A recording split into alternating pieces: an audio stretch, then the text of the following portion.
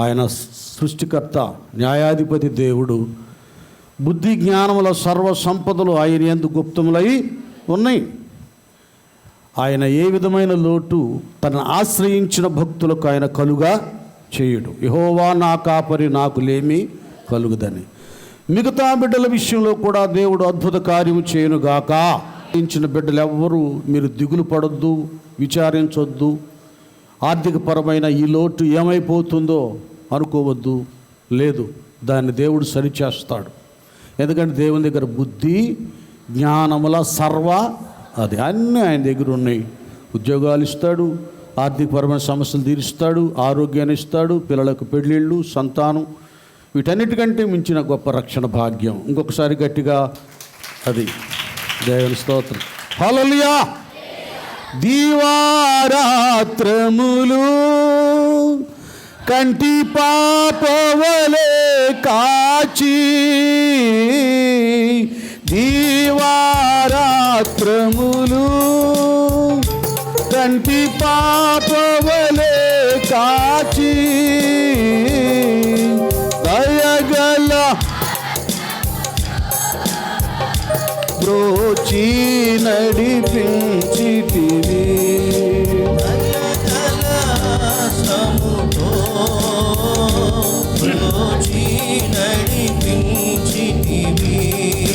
స్తోత్రం చెల్లింతుము, స్తుతి స్తోత్రం చెల్లింతుము. యేసునాథుని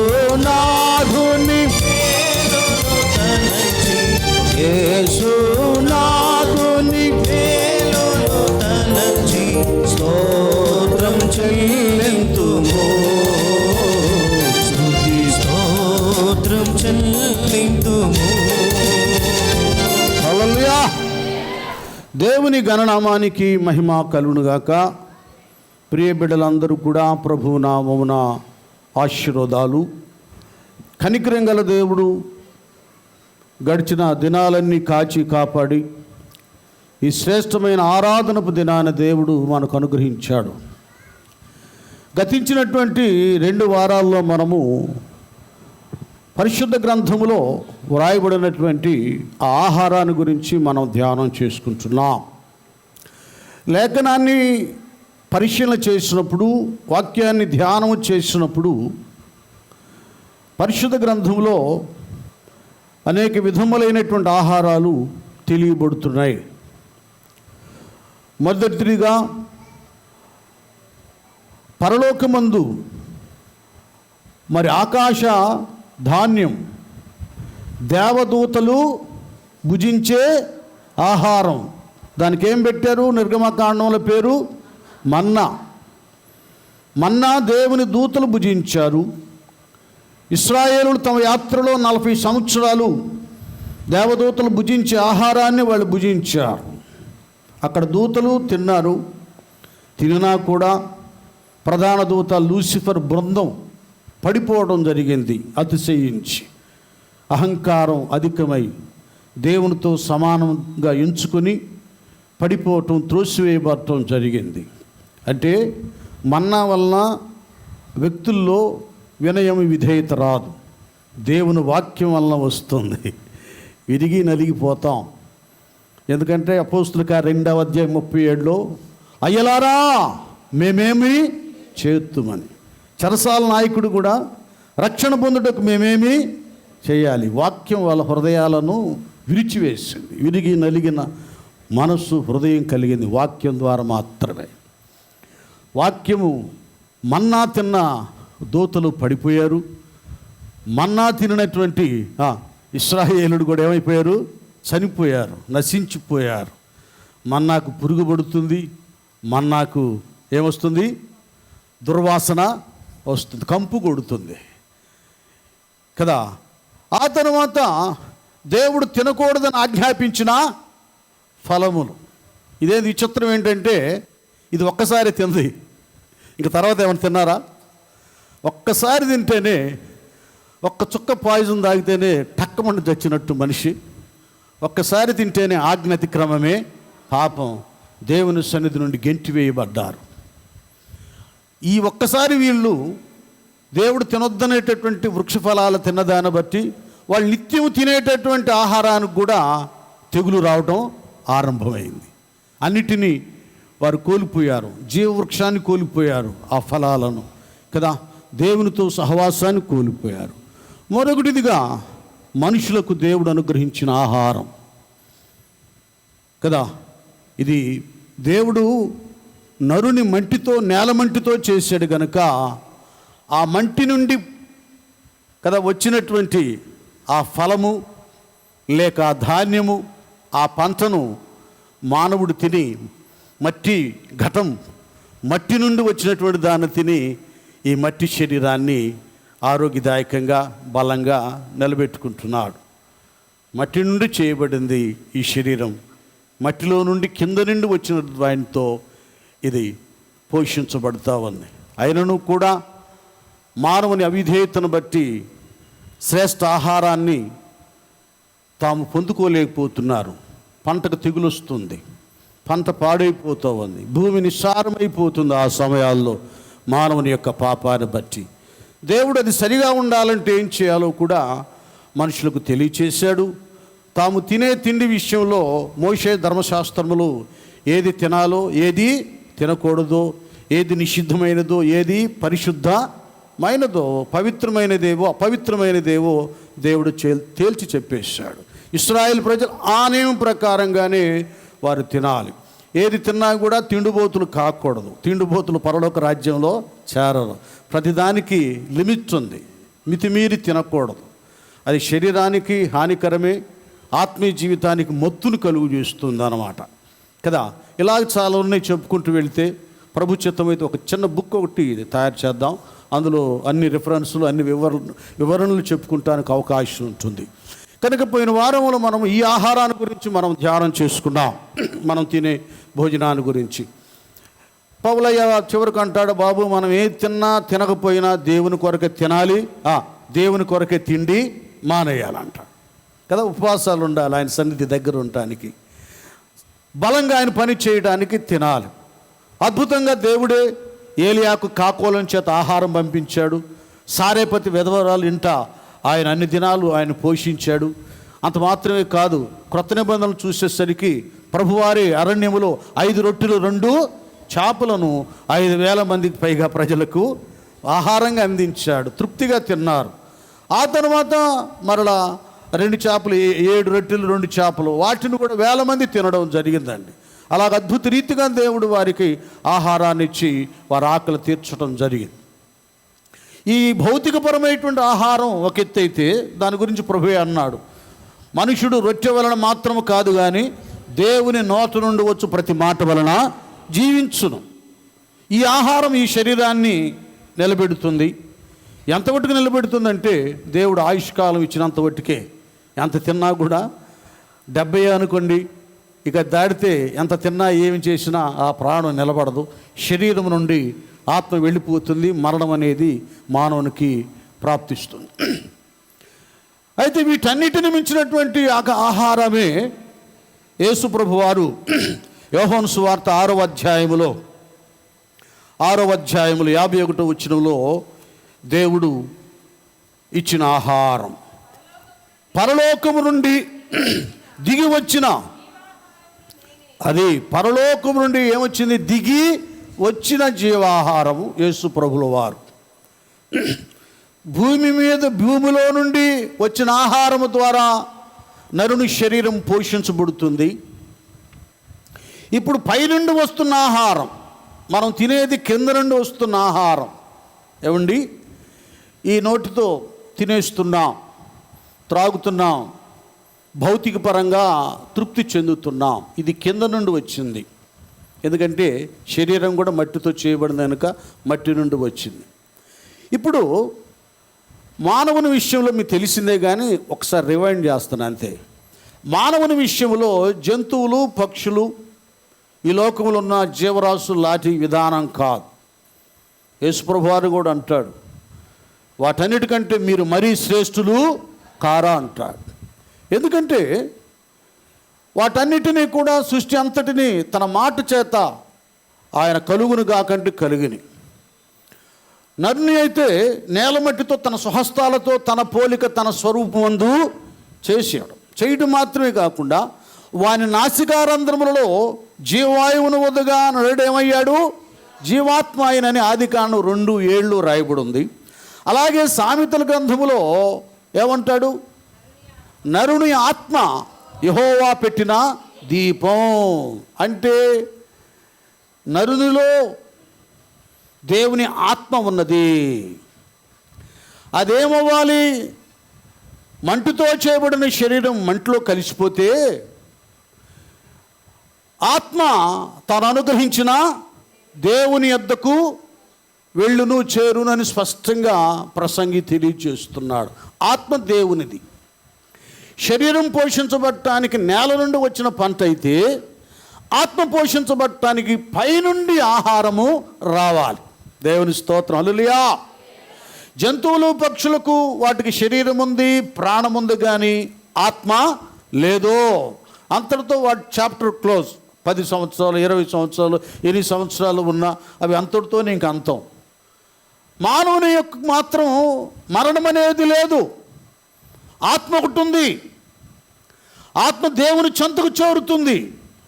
అయితే ఈ లోపు జరగవలసింది ఏంటంటే ఈ ఆత్మను సత్క్రియలతో మంచి ఆత్మీయ విధానముతో ఆత్మను దైవ రాజ్యానికి వెళ్ళేటట్టుగా నిత్య జీవాన్ని సొంతం చేసుకునేటట్లుగా మానవుడు ఈ ఆత్మను సిద్ధపరుచుకోవాలి.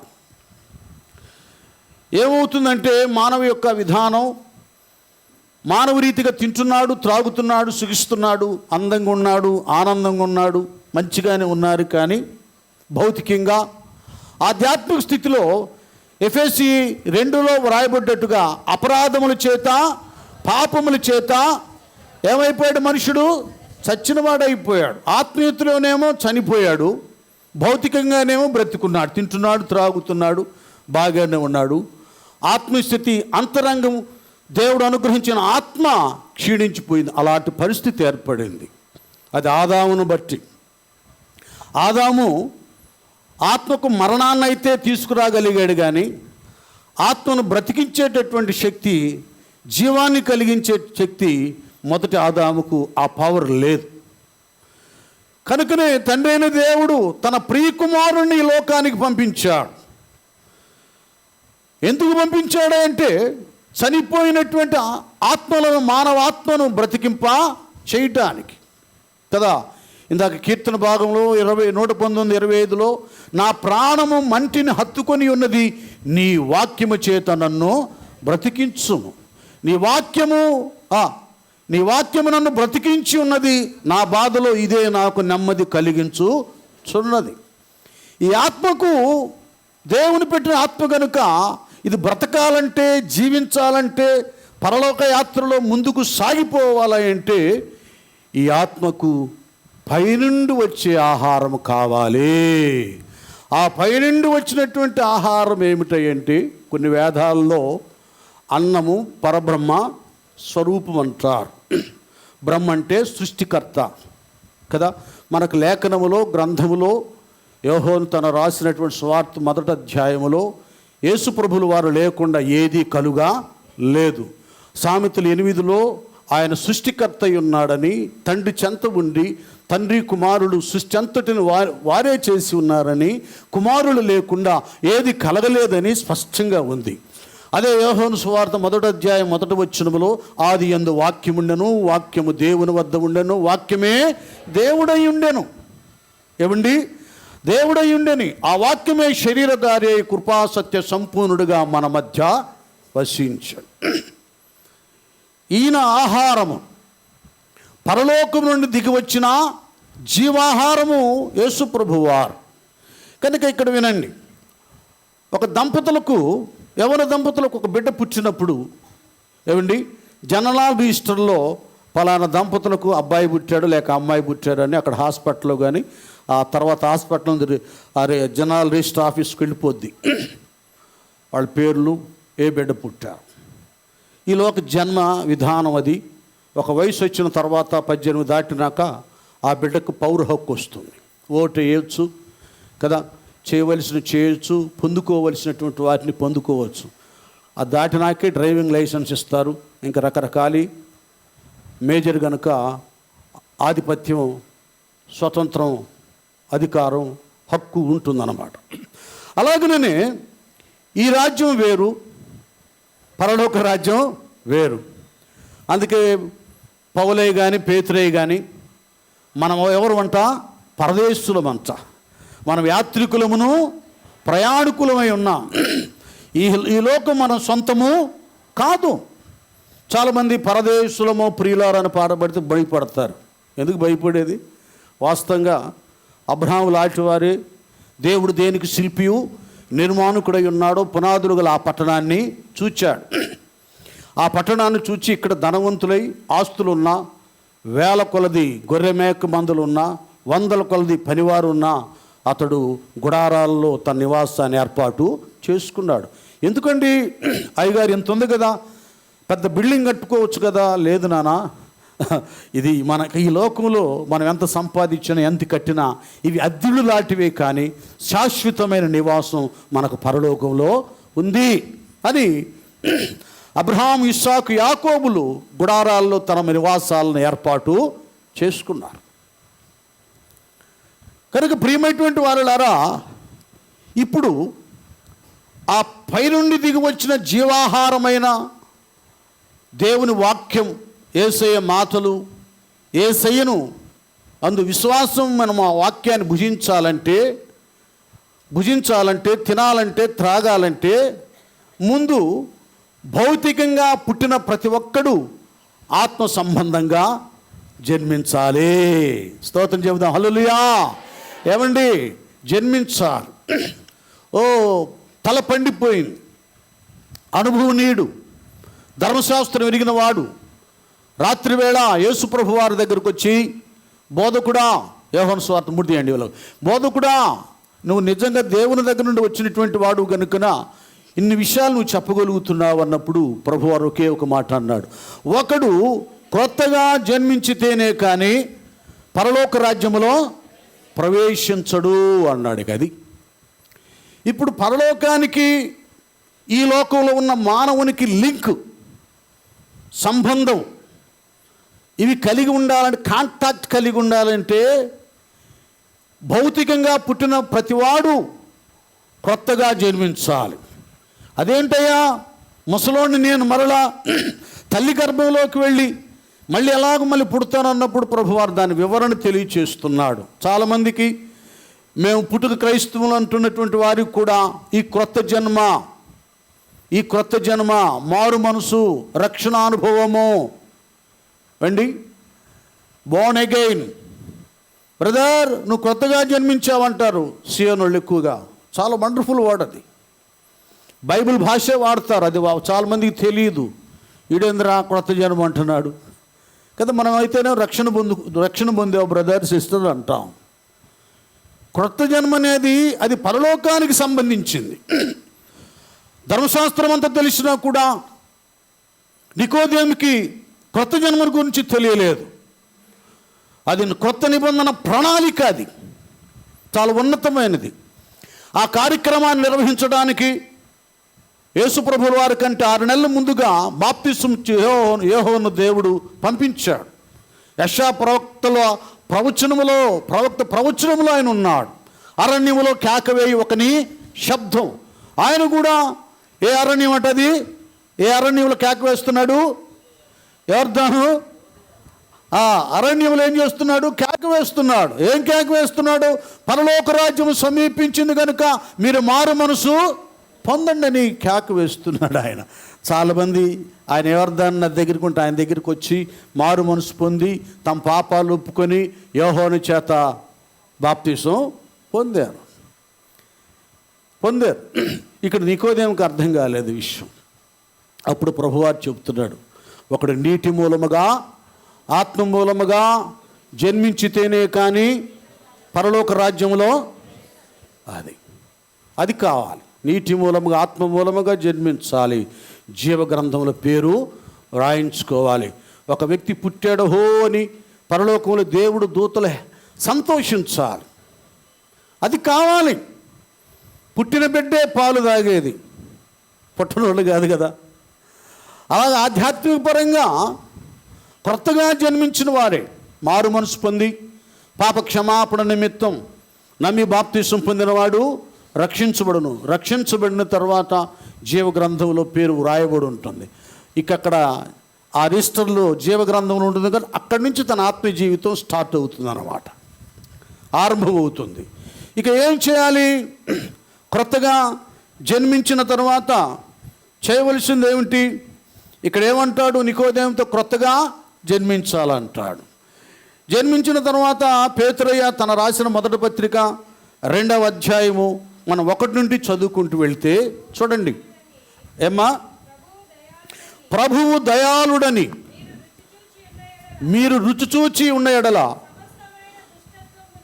చూడండి, ఇక ఈ లోకములో పుట్టి పెరిగిన విధానం వేరు.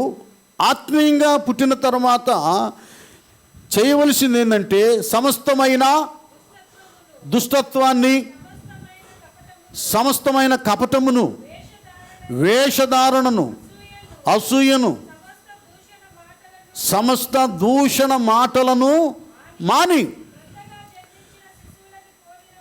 క్రొత్తగా జన్మించిన శిశువులను అని అక్కడ నేను చదివినప్పుడు చెప్పమన్నాను, అప్పుడు చదువుతు. కానీ ఇక్కడ క్రొత్తగా జన్మించిన శిశువులను పోలిన వారు అయిపోవాలి. అంతే. ముందున్నయే ఆ దుష్టత్వాన్ని, వేషధారణ, అసూయ, ఈ మాటలు ఇవన్నీ కూడా ఫుల్ స్టాప్ పెట్టాలి. అది లోకంలో ఉన్న వాళ్ళకే. వాడు చిన్నోడు ఎదుగుతుంటే వాడికి ఏం చేస్తున్నావు? మనవాళ్ళందరూ, ఈ చిన్నపిల్లలందరూ సినిమా డైలాగులు నేర్పిస్తున్నారు, డ్యాన్సులు నేర్పిస్తున్నారు. ఏమండి, ఇక్కడికి ఆత్మీయంగా వచ్చేసరికి ఈ డ్యాన్సులు, ఈ ముసలమా ముచ్చట్లు, అల్లరితో కూడిన ఆట పాటలకు ఫుల్ స్టాప్ పెట్టాలి. ఇక ఈ ఎంటర్ అవ్వటానికి వీలు లేదు. ఈ లోకంలోనేమో పిల్లడు ఎదుగుతుంటే ఈ నేర్పిస్తారు. పరసంబంధంగా క్రొత్తగా జన్మించిన శిశువులు పోలినటువంటి పరిస్థితి ఒక ఆత్మీయ బిడ్డ జన్మించినప్పుడు అతనికి అలాంటివన్నీ తరిమి వేస్తుంది. ఇది క్రైస్తవ లోకం అంటే. పరలోక యాత్ర విధానంలో ఇట్టి పరిస్థితి, ఇట్లాంటి పరిశుద్ధత భక్తులకు కావాలి. ఈ దినాల్లో ఎవరు విశ్వాసో ఎవరు అవిశ్వాసో, ఏమండి, ఎవరు రక్షించబడ్డారో ఎవరు రక్షించబడలేదు అర్థం కాని పరిస్థితి అయిపోయింది. విశ్వాసులు అలాగే ఉన్నారు, అవిశ్వాసులు అలాగే ఉన్నారు, అందరూ ఒకేలాగా ఉన్నారు. అందుకే ఇది తలనొప్పిట్టి ఆ రోజుల్లోనే, అరే బాబు, ఎఫెసీ సంఘంలో ఉన్న వాళ్ళు చెబుతాడు, నిద్రించుచున్నా నీవు మేల్కొని మృతుల్లో నుండి లేమ్ము, క్రీస్తు నీ మీద. అది నువ్వు రక్షించబడ్డావు, ఏమి లాభం? నిద్రపోతున్నావు, లోకాశలో కలిసిపోయావు, ఎవరి మధ్యలో ఉన్నావు? అపరాధముల చేత, పాపముల చేత మృతులైన వారి మధ్యలో ఉన్నావు. ఇప్పుడు విశ్వాసులు బ్రతుకులు అలాగున్నాయి. అది ఎందుకు అలాగున్నాయంటే వీళ్ళు అసలు పాలే సరిగ్గా తాగట్లా. ఇప్పుడు ఏమంటాడు నాన్న పేతురయ్య తర్వాత? కొత్తగా జన్మించిన నిర్మలమైన వాక్యమును పాల వలన రక్షణ విషయములో ఎదుగు నిమిత్తము. అది రక్షణ విషయములో ఎదగాలంటే వాక్యమే, నిర్మలమైన వాక్యమనే పాలన ఏం చేయాలట? అపేక్షించాలి, వాటిని త్రాగాలి. పుట్టిన బిడ్డ ఎలాగూ తల్లి ఒడిలో ఉండి పొత్తిళ్లలో ఉండి, మనమైతే రోజుకి 2 సార్లు 3 సార్లు భోజనం చేయటం, స్నాక్స్ టిఫిన్ చేయడం జరుగుతుంది. పిల్లలు చూడండి, గంటకు తల్లి పాలిస్తూ ఉంటుంది. అంటే క్రొత్తగా రక్షించబడిన, క్రొత్తగా జన్మించిన, క్రొత్తగా పుట్టిన ఆత్మీయ బిడ్డ ఎక్కువ వాక్యాన్ని వినాలి, వాక్యాన్ని చదవాలి. అది పరలోకం నుండి దిగి వచ్చిన జీవాహారపు ఆ పాలను తాగాలి. చాలామంది ఇట్లా మునుగుతున్నారు, లోకంలో కలిసిపోతున్నారు. వాక్యము లేదు, సహవాసము లేదు, జీవాహారం లేదు, కనుక జీవాన్ని కోల్పోతున్నారండి. అలా ఉండకూడదు.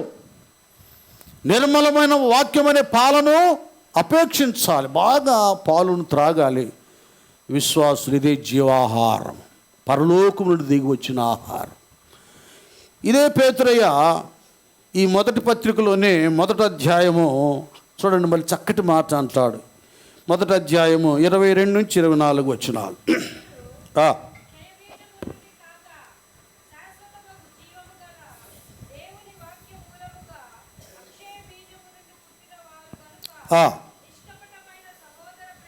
చూడండి, మనం దేని నుండి పుట్టిన వారమంట?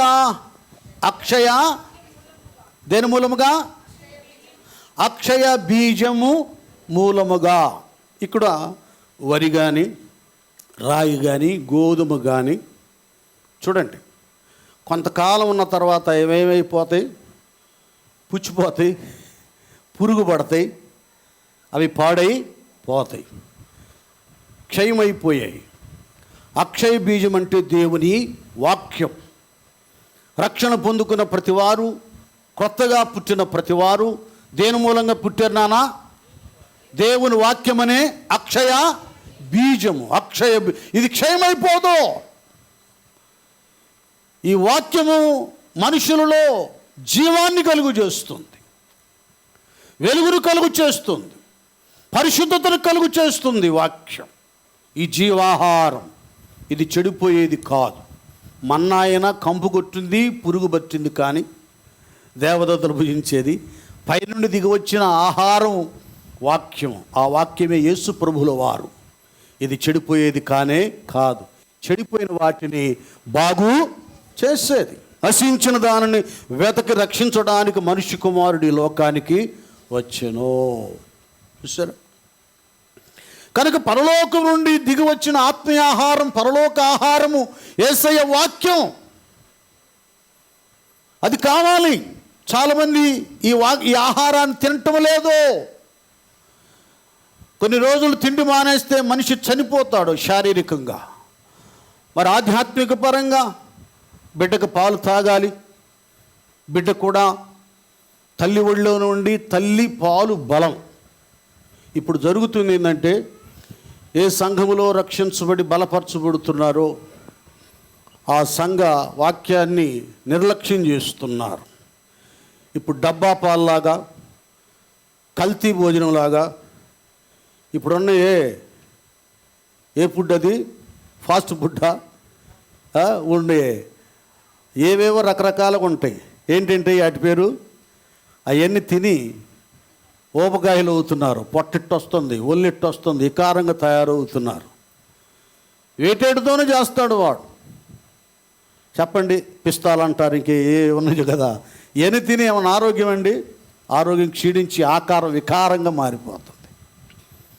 నువ్వు ఎక్కడ రక్షించబడ్డావో ఆ తల్లి సంఘములో ఎదుగుదల అనేది నీ జీవితానికి చాలా అవసరం.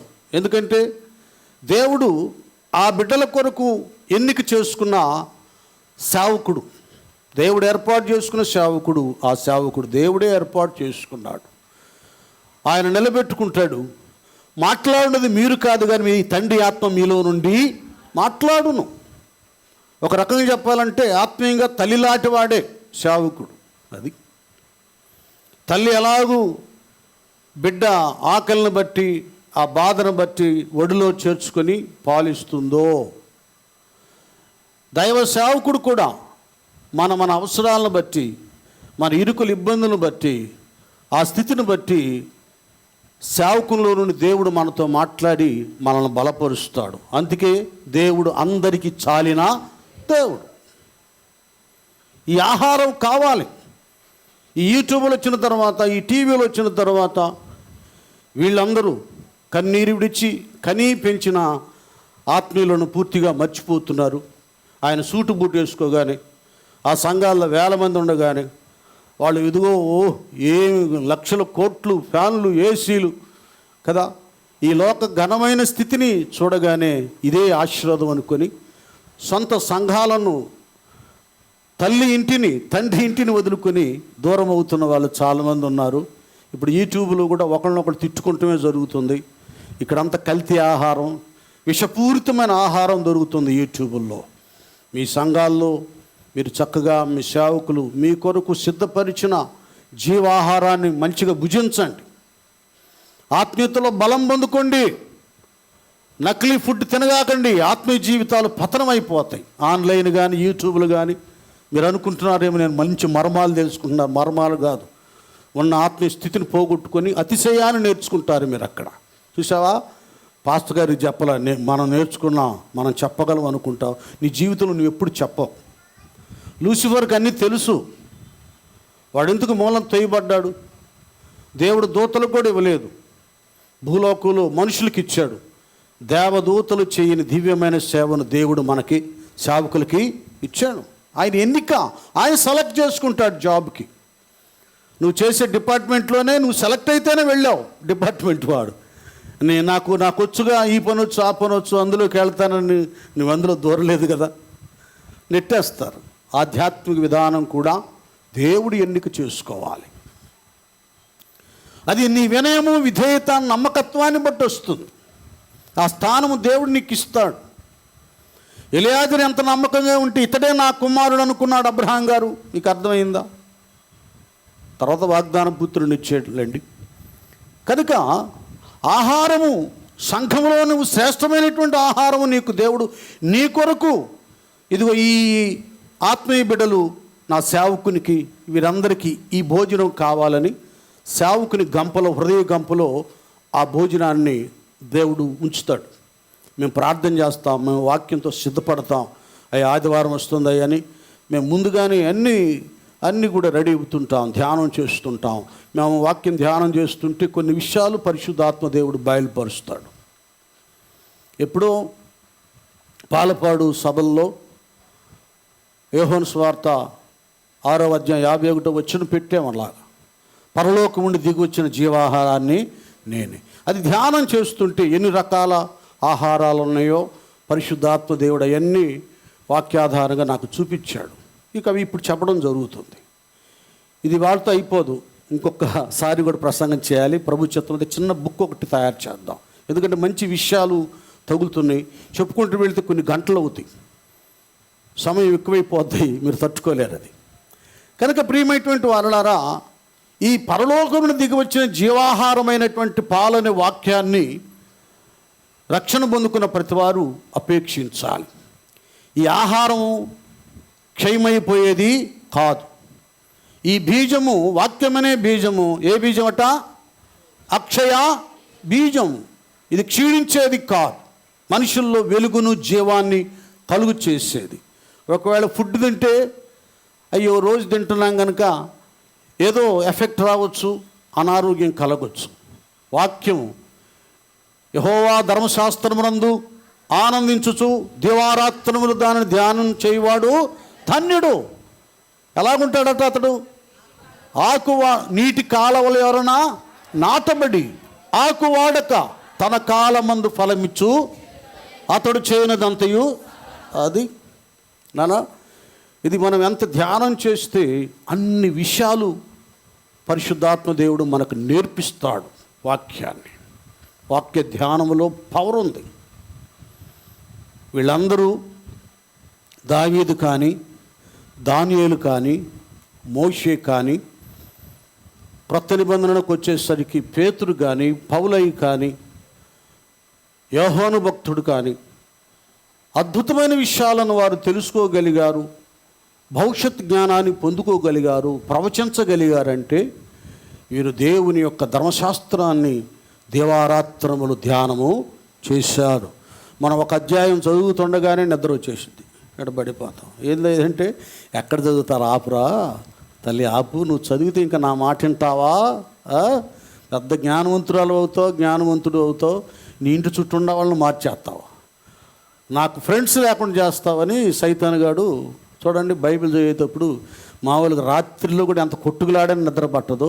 బైబిల్ ఓపెన్ చేస్తే ముందుకి వెనక్కి తలకాయ ఊగుతూ ఉంటుంది. కాబట్టి వాక్యం చదివేటప్పుడు కూడా ప్రార్థనాపూర్వకంగా చదవండి. 2 అధ్యాయాలు, 3 అధ్యాయాలు, 5 అధ్యాయాలు చదివేసేయండి. బాగా ధ్యానం చేయండి, వాక్యాన్ని గురించి బాగా ఆలోచించండి. అప్పుడు ఏంటంటే వాక్యంలో నీ ఆలోచనలు కలిసిపోతాయి. నీలో నుండి వచ్చే ప్రతి ఆలోచన దేవుని ఆలోచన వస్తుంది, దుష్టుని ఆలోచన రాదు కదా. దుష్టుల ఆలోచన చొప్పున అది అసలు ఆలోచన నీకు రాదు. ఉన్నతమైనటువంటి ఆలోచనలు, వాక్యాన్ని నువ్వు ధ్యానం చేసినప్పుడు పరిశుద్ధాత్మ దేవుడు నీకు కలుగా చేస్తాడు నానా. కనుక దేవుని పిల్లలంగా మనము పరలోకం నుండి దిగి వచ్చినటువంటి జీవాహారము దేవుని వాక్యం గనుక రక్షణ పొందుకున్న వారు పాలవలే దాన్ని త్రాగుతూ ఉండాలి, ఎదుగుతారు. చూడండి ఇక్కడ అంటారు మరలా ఈ మనం యోహోను రాసినటువంటి మొదటి పత్రిక 2వ అధ్యాయము 14 వచనం. మొదటి పత్రిక యోహోను 2వ అధ్యాయం 14 వచనం. మీరు కనుక మీకు వ్రాయచున్నాను, ఆది నుండి ఉన్నవానిని ఎరిగి ఉన్నారు కనుక మీకు వ్రాయచున్నాను. యవనస్తులారా మీరు బలవంతులు, దేవుని వాక్యము మీ యందు నిలుచుచున్నది, మీరు దుష్టుని జయించి ఉన్నారు కనుక. అది అందరు గట్టిగా చప్పలు కొట్టండి.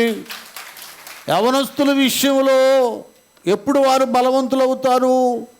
వాక్య ప్రకారంగా జీవించినప్పుడు. యవనులు దేని చేత తమ నడత శుద్ధిపరుచుకుందరు, నీ వాక్యమును దానిని జాగ్రత్తగా చూచుకొనుట వలన కదా అని స్పష్టంగా ఉంది. చూడండి, పిల్లలకు పెద్దలకు బాలుడు నడవలసిన త్రోవను వానికి నేర్పుము. పెద్దవాడైనప్పుడంటే ముసలోడైపోయినా కూడా వాడు దాని నుండి తొలగి పోడు. ఎందుకు మనం సండే క్లాస్ ఏర్పాటు చేసి సండే క్లాస్ టీచర్స్ వారికి మరి వాక్యాలను కంటత పెట్టిస్తున్నారు, వాక్యాలను చెప్పిస్తున్నారు.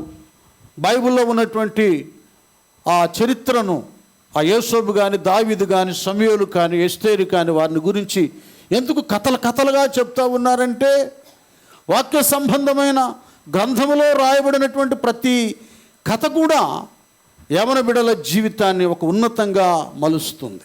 నేను మీకు చాలా పర్యాయాలు చెప్పాను. దావీదు ధైర్యముగా గొర్రెలు కాస్తున్నప్పుడు ధైర్యముగా వచ్చిన సింహాన్ని చీల్చటానికి, సింహం ఒక గొర్రె పిల్లను తన నోట కరుచుకున్నప్పుడు పరిగెత్తుకుంటూ వెళ్ళి దాని నోటిని అలాగు చీల్చి గొర్రె పిల్లను రక్షించడానికి గల కారణం ఏంటి ఆయన భరోసా, ఆయనకి సపోర్టు ఏదది అంటే వాళ్ళమ్మ ఒళ్ళో కూర్చోబెట్టుకొని శాంసోను చరిత్ర కథగా చెప్పింది. సింహం వచ్చింది, నాన్న ఎదురైంది, ఆత్మశక్తి పొందుకున్నాడు, ఏమి లేకుండానే ఒక గొర్రె పిల్లను చీల్చేసినట్టుగా సింహాన్ని చీల్చి వేశాడు. ఇది దేవుని వాక్యం. భక్తుల చరిత్రను కథగా దావీదు తల్లి ఆయనకు చెప్పినప్పుడు ఒక వయసు రాగా గొర్రెలను కాయటానికి వాళ్ళ తండ్రి పంపించాడు. ఆ గొర్రె పిల్లను సింహం నోట కరుచుకుని వెళ్ళిపోతూ ఉంది.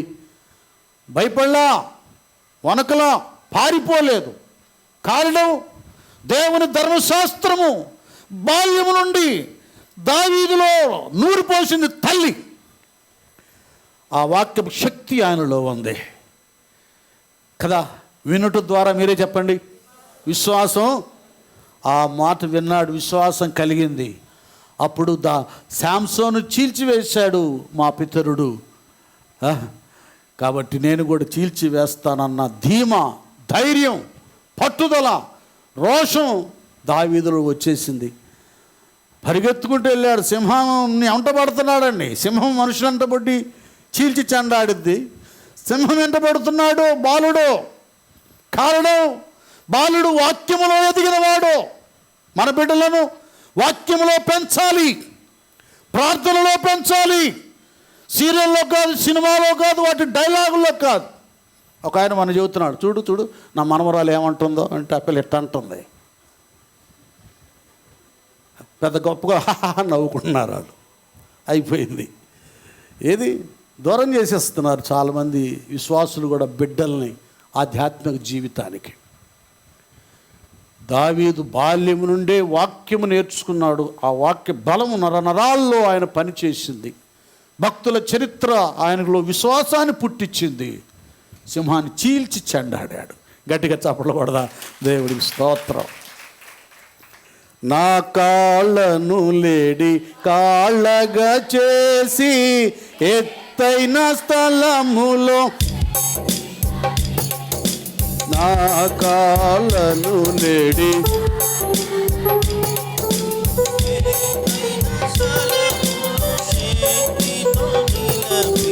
రక్షణ కేడము నాకందించే, రక్షణ కేడము నాకందించి అక్షయముగా తన పక్షము చేర్చిన, అక్షయముగా తన పక్షము చేర్చిన యెహోవా నా బలమా, యథార్థమైనది నీ మార్గం, పరిపూర్ణమైనది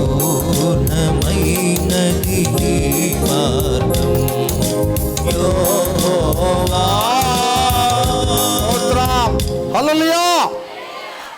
కనుక శిశువులుగా ఉన్నప్పుడు పరలోకులను దిగి వచ్చినటువంటి ఆహారం పాలు దేవుని వాక్యమైతే, వాక్యం రక్షణ పొందుకున్న క్రొత్తలో శిశువుగా ఉన్నప్పుడు అది పాలవలే భక్తుల్లో విశ్వాసుల్లో పనిచేస్తుంటే, ఇంకా మన బ్రతుకంతా కూడా పాలు తాగేటట్లుగానే ఉండకూడదు. ఎందుకంటే కొంతమంది 5, 10, 20 సంవత్సరాలైనా కూడా నిష్ప్రయోజకులుగా ఉంటారు. ఆత్మీయతలో ప్రార్థన చేయటం రాదు, సాక్ష్యం చెప్పడం రాదు, సువార్త చెప్పడం రాదు, ఏమండి వాక్యం చదవడం కూడా రాదు, వాక్యాన్ని వివరించడం రాదు. ఎక్కడున్నారంటే మూలోపదేశాలు మూల పాఠాలని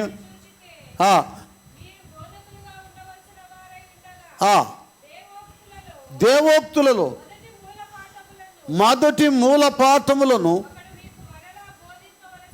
అది మొదటి మూల పాఠాలను ఒకడు మరలా మీకు మూల పాఠాలండి. ఇక మొదట మారు మనసు పొందు, బాగా ప్రార్థన చేసుకోయా, మందిరానికి వెళ్ళాయా, సహవాసులు ఉండయా, అట్టుండయా ఇట్టుండయా, ఇక అన్నీ మొదటి నుండి రావాలి. అట్టయిపోయి అంటే ఎలాగుండారంటే మందిరంలో ఉన్నా కూడా పడిపోయినట్టుగానే ఉన్నారు. కొంతమంది పిల్లలు చూడండి, పాలు తాగరు, అన్నం తినరు, ఎడుతూ ఉంటారు. ఏదో అనారోగ్యం ఆవరించింది. కొందరు రక్షించబడి 5-10 సంవత్సరాలు అవుతున్నా ప్రార్థన చేయరు, బైబిల్ చదవరు, మందిరానికి సకాలంగా రారు, మందిరానికి ఆ సన్నిధికి వాళ్ళకి సంబంధం లేనట్లుగా లోకస్తుల కంటే హీనంగా ఉంటారు. కాదది. ఆధ్యాత్మిక విషయంలో ఎదుగుతూ ఉండగా ఎఫెసీయులకు రాసిన పత్రిక 4వ అధ్యాయము చూడండి, 4వ అధ్యాయము 14-15 వచనాలు. అందువలన చూడండి, ఇక మనం ఇక మీదట పసిపిల్లలమై ఉండి మనుషుల మాయోపాయముల చేత వంచనతోనూ తప్పు మార్గమునకు లాగు కుయుక్తితోనూ గాలికి కొట్టుకొని పోవునట్టు కల్పింపబడిన ప్రతి ఉపదేశమునకు ఇటు అటు కొట్టుకొని పోవచ్చు. చూడండి, అలల చేత ఎగరకొట్టబడిన వారమై ఉండక ప్రేమ కలిగి సత్యము చెప్పుచు క్రీస్తు వలె ఉండుటకు. అది ఏమవ్వాలి? విశ్వాసులు రక్షణ పొందుకున్న వారు అన్ని విషయాల్లో ఎదగాలి. కొంతమంది ఆ బోధ ఈ బోధ, ఈ స్వస్థతలు ఆ స్వస్థతలకు ఫోల్డ్ అయిపోతున్నారు. ఒక ఆమె డైరెక్ట్ యూట్యూబ్లో ఆయన ఎవరో బెల్లంకొండ ఆయన దగ్గర సాక్ష్యం చెబుతుంది. ఆయన డాడీ అంటుంది, ఆమె ఏదో జరిగింది అంటుంది. ఏం రక్షణ పొందుకున్న రక్షణ, ఏం వాక్యానుసారమైన జీవితం అది? ఒక అంతరం కడితే కూడా రోగాలు తగ్గే స్థలాలు ఉన్నాయి. పలానా స్థలానికి వెళ్తే సైతాన్లు కూడా చిన్న సైతాన్లు పారుదోలుతాయి. స్వస్థతలకు వెళ్ళినంత మాత్రాన అక్కడ అద్భుతం దేవుడు అక్కడే నిలిచి ఉన్నాడని కాదు. వాక్యం ఎక్కడుందో, వాక్యానుసారమైన జీవితం ఎక్కడుందో, ఏ సంఘం వాక్య నియమములో కట్టబడుతూ ఎదుగుతుందో అక్కడ దేవుడు ఉంటాడు. స్వస్థతల్లో దేవుడు ఉండడు, అద్భుతాల్లో, ఆశ్చర్య కార్యాల్లో లోకం కూడా, సాతాను కూడా చేస్తుంది. అది కాదు. అదేంటంటే వీళ్ళు సరిగా వాక్యములు ఎదగని వారు. దుష్టులు అలాగనుండక గాలి చెదరగొట్టు, అది వాళ్ళ బ్రతుకులన్నీ అటు ఇటు అసలు ఇప్పుడు సంఘానికి రావట్ల మాయమైపోయింది. ఇది బ్రతుక? ఇది ఎదుగుదల? ఇది ఆత్మీయ జీవితమా? ఇంకేమంటాడు కింద? ఏం చదువుతాడు? ఏమంటున్నాడు నాన్న? ఎఫెస్లోనే ప్రేమ కలిగి సత్యము చెప్పుచు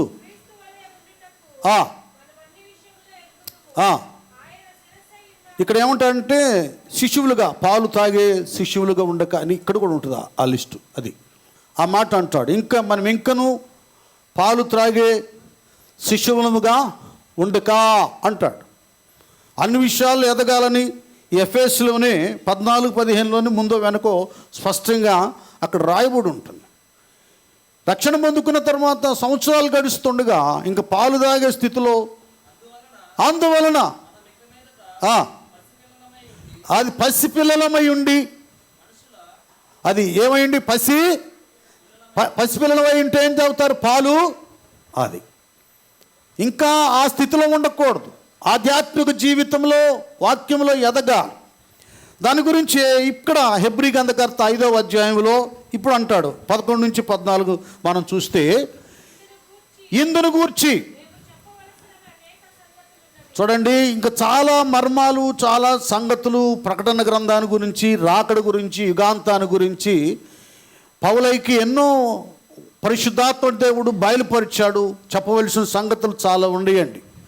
అయితే ఇక్కడ జరుగుతుంది ఏంటంటే, కానీ మీరు వినుటకు, అది ఒకటి ఏంటంటే ఏమైపోయారు? అది వీళ్ళకి వాతం ఎక్కువైపోయింది, జీర్ణశక్తి కొదువైపోయింది, జీర్ణించుకోలేకపోతున్నారు. మందం ఎక్కువైందన్నమాట. కొంతమంది తినలేరు, త్రాగలేరు. మటన్, చికెన్, బిర్యానీ అక్కడ పెట్టిన పక్కడోళ్ళు తింటా ఉన్నా ఏంటంటే అబ్బా ఏందో కడుపులో నొప్పిగా ఉంది, అరగట్లా, వాంతులు అవుతున్నాయి, ఏదో ఒక బలహీనత ఉందన్నమాట. నేను ముసలాళ్ళ గురించి చెప్పట్లేదు, యవనస్తుల గురించి చెప్తున్నాను. ఏదైనా ఒక బలహీనత ఉన్నప్పుడు యవనస్తుడైన దాన్ని తినలేడు ఆహారం. అలాగే సోమరితనము, ఆధ్యాత్మిక మందత్వం ఆవరించినప్పుడు వాక్యం అర్థం కాదు, వాక్యాన్ని వినలేరు. మందులై ఉన్నందున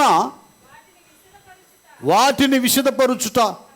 అదే మీరు మందులై ఉన్నారు ప్రభు, మీ మత్తులో ఉన్నారు, మందులై ఉన్నారు, వాటిని విశదపరుచుట కష్టం. ఏం చెప్తాడు? పరలోక మర్మాలు చెప్పండి. ఏం చెప్తాడు? ప్రకటన గ్రంథ మర్మాలు, దానియేలు గ్రంథ మర్మాలు, యుగాంతాన్ని గురించి, రాకడ విషయాల గురించి లేదు. వినేటటువంటి స్టామినా, గ్రహించేటటువంటి ఆ శక్తి, అరిగించుకునేటటువంటి ఆ విధానం అనేక మంది విశ్వాసులు లేదండి. వాళ్ళకి అర్థం కాదు వాక్యం. చాలామందికి అసలు అర్థం కాని వాళ్ళు కూడా ఉన్నారు. వాక్యం కావాలి, తింటేనే శరీరానికి బలం. దేవుని వాక్యం వింటేనే ఆత్మకు బలం. నెక్స్ట్, కాలమును బట్టి చూస్తే దేవోక్తులలో చూడండి, అసలు కాలాన్ని బట్టి చూస్తే ఏమవ్వాల్సి ఉందంట? బోధకులు. ఇక్కడ రెండు ఉన్నాయండి. వాక్యం తెలిసినంత మాత్రాన, చెప్పేటటువంటి విధానం ఉన్నంత మాత్రాన నువ్వు బోధకుడు, బోధకురాలు కాలేవు. దానికి ఒక ఆధ్యాత్మిక సంబంధమైన క్యారెక్టర్ విషయంలో కూడా వినయము, విధేయత, తగ్గింపు, నమ్మకత్వం, యథార్థత ఇలాంటి కొన్ని ఉంటాయి. మోషేని ఎందుకు పిలుచుకున్నాడు? 6 లక్షల కాలువల ఐగుప్తులు ఉంటే మోషే నమ్మకమైన వాడు, సాత్వికుడు, దేవునికి ఇష్టడు. అతని ప్రయాస, కష్టము ఏమండి అవన్నీ కూడా దేవునికి అంగీకారంగా ఉన్నాయి. మారిపోయాడు మోషే, ఐగుప్తు మోషే కాదు. ఎందుకు మారిపోయాడంటే, హెబ్రీలు రాసిన పత్రిక ఇప్పుడు చదివినంతే ఉంచమ్మా. హెబ్రీలు రాసిన 11వ అధ్యాయము 24 నుండి మనం చదువుకుంటూ వెళితే, మోషే పెద్దవాడైనప్పుడు విశ్వాసమును బట్టి ఐగుప్తు ధనము కంటే క్రీస్తు విషయమైన నింద అల్పకాలము పాప భోగం అనుభవించుట కంటే దేవుని ప్రజలతో శ్రమ అనుభవించుట మేలని యోచించి ఫరో కుమార్తె కుమారుని అనిపించుకోవటానికి, అది పెద్దవాళ్ళైన తర్వాత ఆయన తెలుసుకుంది ఏంటంటే, నేను ఫరో కుమార్తె కుమారుని కానో, దేవుని పిల్లలతో శ్రమ, క్రీస్తు విషయమై నింద ఇది అనుభవిస్తానని అంతే. ఇది నిందైనా శ్రమ అయినా ఓకే, నాకు రాజరికం కిరీటం ఫరో కుమార్తె కుమారుని అనిపించుకుంటూ నాకు వద్దు, నాకు దేవుని పిల్లలతో సాంగత్యం సన్నిహితం కావాలి. ఎదిగాడు, ఆత్మీయతలో పెద్దాడైపోయాడు, లౌకికంగా పెద్దాడు కాదు. మనం ఈ పేరు రావాలి, ఈ ఘనత కావాలి, నేను అది అనిపించుకోవాలి, ఇది అనిపించుకోవాలి, సంఘములో ప్రజల మధ్యలో అనుకున్నది అది సరైనది కాదు. దేవుడు చేయాలి. అది ఎప్పుడు చేస్తాడంటే, ఒక త్యాగము సమర్పణ నీలో ఉన్నప్పుడు ఆ స్థితిని స్థానాన్ని కలిగిస్తాడు. ఇంత పెద్దవాడై ఫరో కుమార్తె కుమారుని అనిపించుకోవడానికి ఇష్టపడకుండా దేవుని పిల్లల మధ్యకు వచ్చినా తన కొద్ది ఉద్రేక ఆవేశం వలన ఒక ఐగుప్తుని చంపుట వలన అతడు గెంటివేయబడ్డాడు. 40 సంవత్సరాలు తాను సేవకుడు అవటానికి, నాయకుడు అవటానికి మళ్ళీ గ్యాప్ వచ్చింది. చిన్న పొరపాటు 40 years 40 సంవత్సరాలు దైవ కార్య నియమానికి దూరం చేసింది. చూడండి, ఆఫ్టర్ మనం ఎంత అండి, మనకు వచ్చిన వాక్య జ్ఞానం ఎంత, మనకు తెలిసింది ఎంత, మన త్యాగం ఎంత, మన బుద్ధి ఎంత, మన సమర్పణ ఎంత, ఎంత దేవునికి సమయం ఇస్తున్నాం, ఎంత దేవునికి ధనం ఇస్తున్నాం, ఎంత దేవుని కొరకు మన దేహాన్ని నల్లగొట్టుకుంటున్నాం. ఏంటండి మనది? అవకాశం అనుకూలతను బట్టి భక్తిని ప్రదర్శిస్తున్నాం. ఏమండి, ఆయన అన్నిటిని కూడా వదిలేసుకొని కదా దైవ నియమములో బ్రతకాలి, దేవుని కొరకు జీవించాలని కిరీటాన్ని, రాజరికాన్ని త్రోసివేశాడు మోషే. చిన్న ఆ పొరపాటు వల్ల గెంటి వేయబడ్డాడు. మన ఐగుప్తుని చంపినట్టు మమ్మల్ని కూడా చంపుదాం అనుకున్నామన్న మాట వెళ్ళిపోయింది, టామ్ అయిపోయింది. ఐగుప్తు అంతా పారిపోయాడు. అది దేవుని సన్నిధానంలో ఎదగటం, ఆ లెక్కలన్నీ వేరుంటాయండి. వాక్యం వినడమే కాదు, ఇంకా పాలులాగే కాదు, ఎంత ఒట్టికి రావాలంటే బలమైన ఆహారంగా కావాలి. ఇంకా చదివి ఇప్పుడు ఇందాక 5వ అధ్యాయానికి వచ్చేసాయి.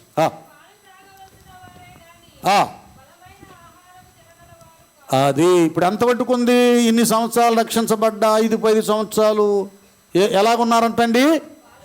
అది పాలు తాగే ఎవరికి సంవత్సరం దాటితేనే ఆపు పాలని కొడతా ఉంటారు తల్లిదండ్రులు. ఎందుకంటే వాడికి మంచి ఆహారం పెట్టాలి, అది బాగా మెత్తగా చేసి పెడతా ఉంటారు. తినాలి, అన్నం తినాలి, పాలు ఏంటంటే ఆపేస్తారు.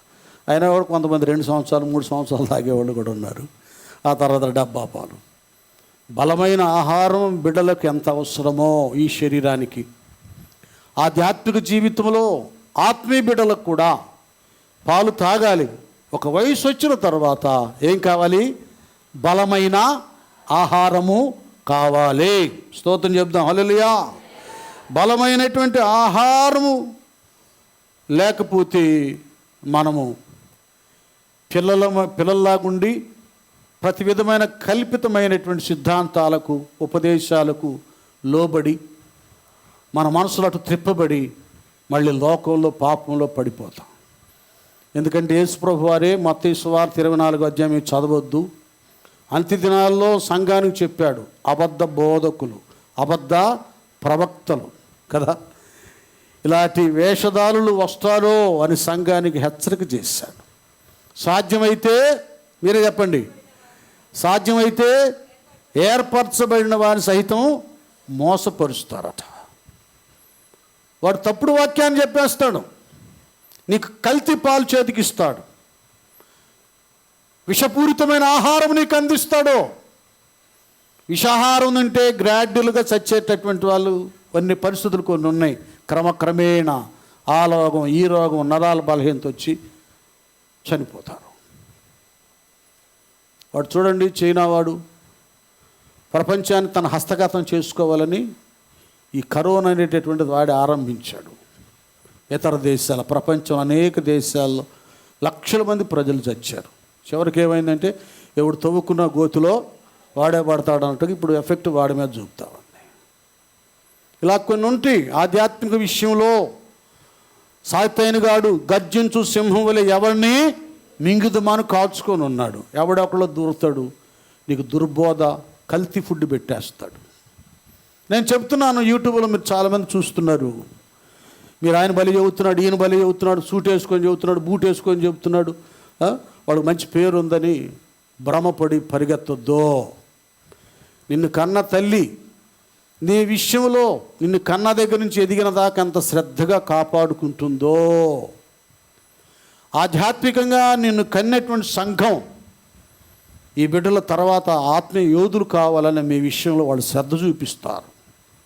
దేవుడు వాళ్ళ చేతికి అప్పగించాడు నేను. కాబట్టి ఇదేందులే నాది చిన్న సంఘంగా అక్కడే చూడు ఎన్ని వేల మంది ఉన్నారో అన్ని వాళ్ళ చేతికి అప్పగిద్దాంలే. ఏమండి, ఒకవేళ వాళ్ళ చేతికి నీకు అప్పగించిన ఆ స్థానం నీకు రాదుగా. వాళ్ళు నీ కోసం కన్నీరు విడిచి ప్రార్థన చేసిన వాళ్ళు కాదుగా. నువ్వు బాధలో కష్టాల్లో ఉండి పారిపోతున్న స్థితిలో నీ ఇంటికి వచ్చి కన్నీరు విడిచింది ఎవరు ఒకసారి నువ్వు జ్ఞాపకం చేసుకో. నీ అప్పులు, నీ సమస్యలు, నీ ఇరుకులు, ఇబ్బందులు, వ్యాధులు, బాధలు, చిన్న భిన్నమైన పరిస్థితి, కయ్యూను వలె దేశదిమ్మరైన స్థితిలో నిన్ను ఆదుకున్నటువంటి వ్యక్తులు, ప్రార్థన చేసే వ్యక్తుల్ని మర్చిపోతే అంతకంటే మనస్సాక్షి కృతజ్ఞత లేనటువంటి విధానం మరొకటి లేనే లేదు. ఇప్పుడు అర్థం కావటం లేదు భక్తులకి.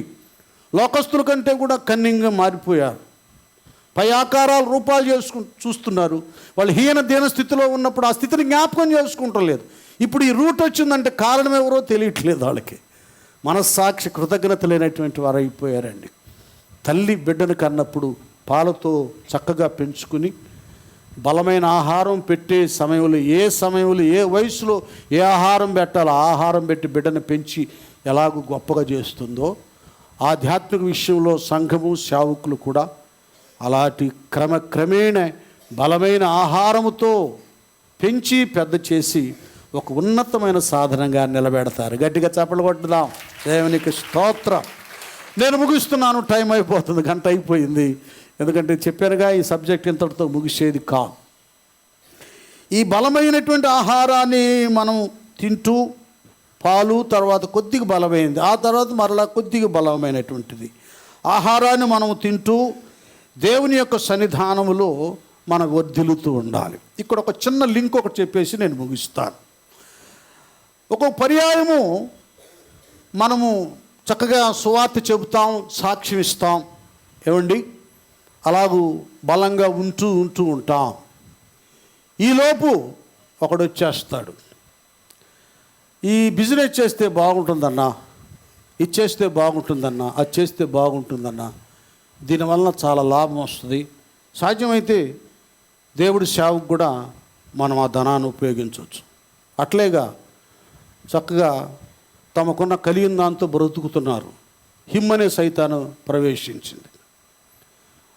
ఇన్ని వేలకు అన్ని వేలు అని చెప్పి చక్కగా కష్టపడి అన్ని విధాలుగా అభివృద్ధి చెందుతున్నటువంటి భక్తులను కూడా అది తారుమారు చేసింది. చివరికి పరిస్థితి ఏమైందంటే లక్షల రూపాయలు పిల్లలకు పెట్టవలసింది కూడా తీసుకెళ్ళి అక్కడ పడేయాల్సి వచ్చింది. అట్లాగైపోయింది. అలాగే ఏదో ఒక వేస్తాడు, ఏదో ఒక విధంగా చూయిస్తాడు. మనం లూకాసు వార్త 10వ అధ్యాయంలో 30 నుంచి 35 వచనాలు చూసినట్లయితే ఒకడు ఎక్కడి నుండి ఎక్కడికి, అది అక్కడ యెరూషలేము నుండి యెరికోకి తీయండి. అది చూడండి, ఎక్కడి నుంచి ఎక్కడికి అంటున్నానా, అది ముందు రావాలి. యెరూషలేము అంటే సమాధాన పట్టణము, దేవుని ఇల్లు, దేవుని ఆలయమున స్థలము. అక్కడ దేవుని సన్నిధి, అభిషేకము, దేవుని వాక్యము, ప్రార్థన, పరిశుద్ధుల సహవాసం అక్కడ ఉంటుంది. అలాంటి దేవుని ఆలయము నుండి, యెరూషలేము నుండి, దేవుని పట్టణము నుండి యెరికో పట్టణమునకు దిగి వెళ్ళుచు. అర్థం చేసుకోండి, ఎప్పుడైతే నువ్వు సహవాసాన్ని వదులుతావో దిగజారిపోయేవు అని అర్థం. ఇంకంతే, ఏనానా? ఎప్పుడైతే సంఘాన్ని సన్నిధిని విడిచిపెడతావో నువ్వు దిగజారిపోయావు. అమ్మా, ఇక్కడికి వచ్చిన కోడళ్ళు మీరు కాదు, అక్కడ లేకపోయినా ఇక్కడ దేవుడు ఒక సహవాసాన్ని ఇచ్చాడు, ఇక్కడ లేకపోయినా అక్కడ ఒక సహవాసాన్ని ఇచ్చాడు, అది వేరు. అట్లా కాపార్థం చేసుకోవద్దు.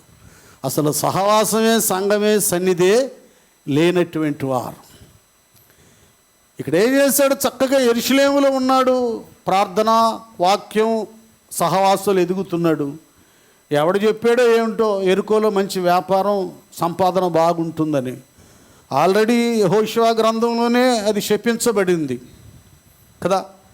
ప్రభువారు వచ్చి ఏదో యెరికోలో ఉన్న జక్క ఇంటిని రక్షించాడు, క్రిస్టోలను బాగు చేశాడు. అదైనా ఏంటి, ఆయన దగ్గరికి వస్తే రక్షణ వచ్చింది, స్వస్థత కలిగింది. ఇప్పుడు ఏం చేస్తున్నాడు? చక్కగా దేవుని సన్నిధిలో నుంచి యెరికోకి దిగజారిపోతూ వెళ్ళిపోతున్నాడా. దొంగల చేతిలో చిక్కెను. వారు అతని బట్టలు దోచుకొని అతను కొట్టి, అది ఏం చేశాను? యెరూషలేము దేవుని సన్నిధిలో వాక్యం లేదు, ప్రార్థన లేదు, అన్నీ వదిలిపెట్టి వెళ్ళిపోయాడు. చక్కగా దొంగలంటే ఈ దొంగలు కాదు, ఈ దొంగలంటే వెండి బంగారం నగలు దోచుకొని వెళ్తారు. వీళ్ళు ఏం దోచుకెళ్ళారు? ఏం తీసుకెళ్ళారు నాన్న? అది వస్త్రాలను దోచుకెళ్ళారు. అంటే రక్షణ వస్త్రం, స్తుతి వస్త్రం, ఉల్లాస వస్త్రం. వాక్యం, ప్రార్థన లేకపోతే రక్షణ అనుభూతిని కోల్పోతాం, రక్షణ ఆనందాన్ని కోల్పోతాం.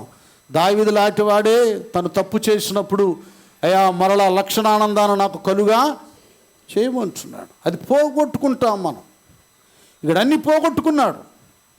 పోగొట్టుకున్నప్పుడు లేవీడు వచ్చాడు, బాబోయ్ వీడు సచ్చాడేమో, తాగితే మళ్ళీ నేను అపవిత్రమైపోతాను, వెళ్ళిపోయాడు. యాజకుడు వచ్చాడు, చూచి వెళ్ళిపోయాడు, మళ్ళీ నాకెందుకని. కనుక మనము దేవుని వాక్యం లేకుండా పడిపోయి చెడిపోయినప్పుడు ఎవరి వలన కాదు బాగు చేయటం. వాక్యం దీపం ఉన్నప్పుడే, వెలుగు విన్నప్పుడే ఏం చేయాలి? ఇంటిని చక్కపరుచుకోవాలి. వాక్యం విన్నప్పుడే మన ఆత్మీయ జీవితాన్ని సరిచేసుకొని నిలబడాలి. వాక్యాన్ని పోగొట్టుకుంటే సాతాను చేతిలో ఓడిపోతాం, పడిపోతాం, చెడిపోతాం. అలాగైపోయింది నేను పరిస్థితి. రక్షణ వస్త్రం కూడా పోగొట్టుకున్నాడు. అప్పుడు మంచి సమరయుడు వచ్చాడండి. స్తోత్రం చెప్తాం, హల్లెలూయా. వచ్చేసేసి అతని గాయాలను కట్టి అక్కడిని ఎక్కడ తీసుకెళ్ళాడు? అక్కడ చెప్పండి, పూటకూళ్ళు వాని ఇంటికి తీసుకెళ్ళాడు. అది అక్కడ ఏందండి, గాయాలైతే హాస్పిటల్ అంటే వీడికి ఆత్మీయ ఆహారం లేదు. పూటకూళ్ళు వాళ్ళు ఆ పూటకి భోజనం చేసి డబ్బులు ఇస్తే తీసుకుంటారు. అక్కడ తీసుకెళ్ళాడు. తీసుకెళ్ళి ఏమి ఇచ్చాడు ఆయనకి? 2 దీనారాలు, పాత క్రొత్త నిబంధన. ఇక్కడ పడాయా, వీడికి బాగా పెట్టాయా, బాగా తిని బలం పొందుకొని మళ్ళీ మంచి డ్రెస్ వేసాయి, మళ్ళీ యెరూషలేముకు పంపించు. చూడండి, కనుక సహవాసం, సన్నిధి లేకపోతే ఒకవేళ నువ్వు ఇంట్లో 24 గంటలు బైబిల్ చదువుకోవచ్చు, చదివినంత మాత్రాన్ని నీకు అది అర్థం కాదు, నీ బ్రతుకుని వెలిగించదు. ఒక్కోసారి ఆ వాక్యాన్ని నీకు అనుకూలంగా మలుచుకుంటావు, అనుకూలంగా మలిచేసుకుంటావు. అదే దేవుడు సేవకుని ద్వారా మాట్లాడినప్పుడు నీ అంతరంగంలో ఉన్నటువంటి అవిధేయతను దేవుడు తరిమివేస్తాడు. అతనికి ఆహారం కావాలి, అందుకే మళ్ళీ ఆ సత్రంలో చేర్చి 2 దీనారాలు ఇచ్చేశాడు. పాత క్రొత్త నిబంధన బైబిల్, అది వాక్యం కావాలి. వాక్యపు వెలుగు అవసరం, వాక్యాహారం అవసరం. కొత్తగా రక్షించబడ్డావా? పాలుగా స్వీకరించు వాక్యాన్ని. కొద్దిగా 2-3 సంవత్సరాలు అవుతుందా? కొద్దిగా బలమైన విషయాలు తెలుసుకో, దాన్ని ఫాలో. ఇంకా నువ్వు మోస్ట్ సీనియర్వా, బలమైన ఆహారం, కొవ్వు మెదడు కంటే కూడా శక్తివంతమైనటువంటి ఆహారం, శరీరానికి అది అవసరం, ఎలాగ అవసరమో అలాంటి బలమైన ఆహారాన్ని ఆరగించాలి. ఆ తదుపరి ఇంకే సంగతులు ఎలాగూ నీవు స్వీకరించాలో, నువ్వు చెప్పాలో, హితోపదేశం, రకరకాల సందేశాలు ఉన్నాయి. వాటన్నిటిని గురించి వచ్చేవారం ధ్యానం చేసుకుందాం. సమయం 1 గంట దాటింది. రొట్టె విరవాలి కార్యక్రమం ఉంది. తల్ల వంచండి, ప్రార్థన చేసుకుందాం. అందరు హృదయాలు తెరవండి, నోరు తెరవండి, ప్రార్థన చేయండి. నువ్వు ఇంకా క్రొత్తగా జన్మించావా లేదా? నువ్వు క్రొత్త జన్మ నీకు లేకపోతే నీకు దేవుని రాజ్యానికి బంధం లేదు. పైనుండి దిగి వచ్చిన జీవాహారమైన యేసు ప్రభువారు నిన్ను బలపరచు. కొత్తగా జన్మించు, నీ పేరు జీవ గ్రంథములో వ్రాయించుకో. నూతన జన్మ అవసరము నీ జీవితానికి. క్రొత్త జన్మ కావాలి, క్రొత్తగా జన్మించాలి. ఇంకా నువ్వు జన్మించకపోతే ఇదే మిక్కిలి అనుకూల సమయం. ఈనాడే రక్షణ దినము. నిన్నటి దినమందు ఒక యవ్వన బిడ్డ పగటి వేళ 10 గంటలకు బాప్తీసం తీసేసుకుంది. లాహిరి రక్షించబడింది బిడ్డ. మరి యవ్వన బిడ్డలారా, మీరు కూడా తీర్మానానికి వచ్చేయండి, ఇంకా బాప్తీసం లేని వారు పొందాలి. రక్షించబడిన బిడ్డలు వాక్య లోతుల్లో బ్రతకాలి, ఎదగాలి. ప్రార్థన చేసుకున్నాం. హృదయాలు తెరవండి. పరమ తండ్రి, మీకే స్తుతులు చెల్లిస్తున్నాము నాయన. గొప్ప దేవుడు మీరై ఉన్నారు. అనేక వారాల నుండి జీవాహారాన్ని గురించి మాతో మాట్లాడుతున్నారు ప్రభువా. ఈ దినాన పరలోకం నుండి దిగి వచ్చిన జీవాహారం మీరై ఉన్నారని, ఆ ఆహారం క్రొత్తగా రక్షించబడిన బిడ్డలకు పాలగాను నాయన, ఇంకా వయసు వచ్చిన వారికి ఆహారంగాను, ఇంకా వయసు వచ్చిన వారికి ఆత్మీయతలు బలమైన ఆహారంగా ఉండాలని నాయన వాక్యాధారంగా తెలుసుకున్నాం. ఆ వయసును బట్టి ప్రతి వారికి ఆ కృపా భాగ్యాన్ని దయచేసి తత్తరి కార్యక్రమం అంతట్లో మీరుండి మహిమ తెచ్చుకోమని యేసు నామమున వేడుకుంటూ ప్రార్థిస్తున్నాము తండ్రి. ఆమేన్. మీరు కానుకలు స్వీకరించబడుతుండగా పాట పాడండి.